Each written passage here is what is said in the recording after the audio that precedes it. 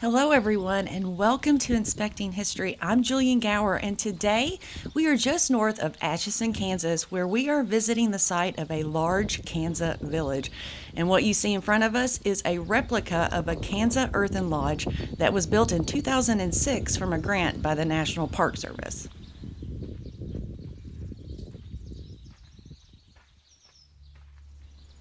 The Kanzans built their earthen lodges with whatever materials that they had on hand.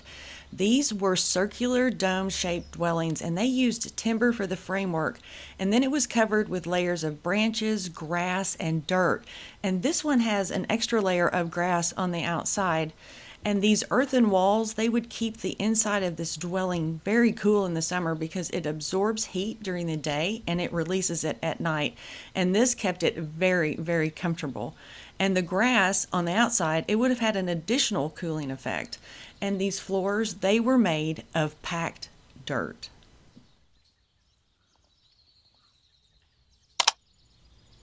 Two or three families would have lived in one of these dwellings.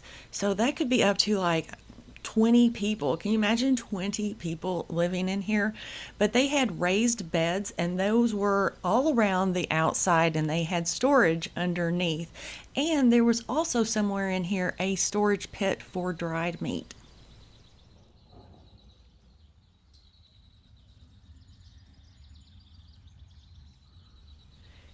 And you can see there is a central hearth and a hole in the center of the structure. That is so smoke can escape, and it's also used as ventilation.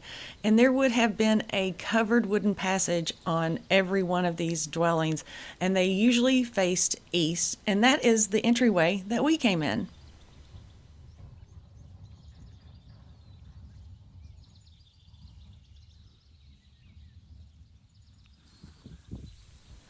All right, so we've come outside and we're going to walk around this structure just so we can get a good sense of what its shape is. And there would have been many of these earthen lodges all over this village, and each village had at least one, possibly more, chiefs, and they were chosen for their wisdom and their bravery. By the time French explorers arrived here in 1724, this was already considered a very old village, and it would have stretched out all over this river valley. And I've had a really bad habit of trying to come to these sites all by myself and alone, and it's just never safe, so I now have a cohort. My significant other, Greg, there he is. You're going to see him in some shots going forward. This is a diorama of On a Slant Village, which is in North Dakota, but it shows how the village here might have looked. When Lewis and Clark visited here on July 4th, 1804, they noted this site, but by then it was abandoned. We are headed up top of this structure so we can get a really, really good view. Now, the Kansan, they were known as the wind or the south wind people, and this dome, it protected the inhabitants from that wind. And I can tell you that in this area of the country, it is very, very windy.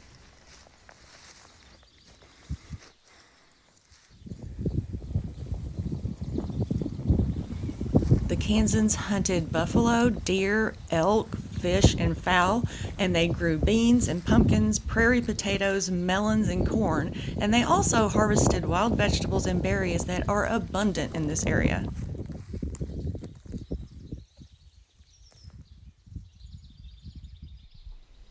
This really is an amazing site. I love these kind of sites because I just feel really free to be able to explore.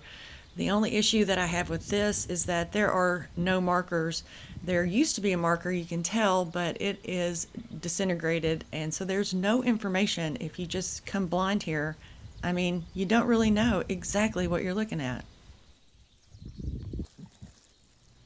Well, that is it for this week's video. I hope that you learned something. I certainly did.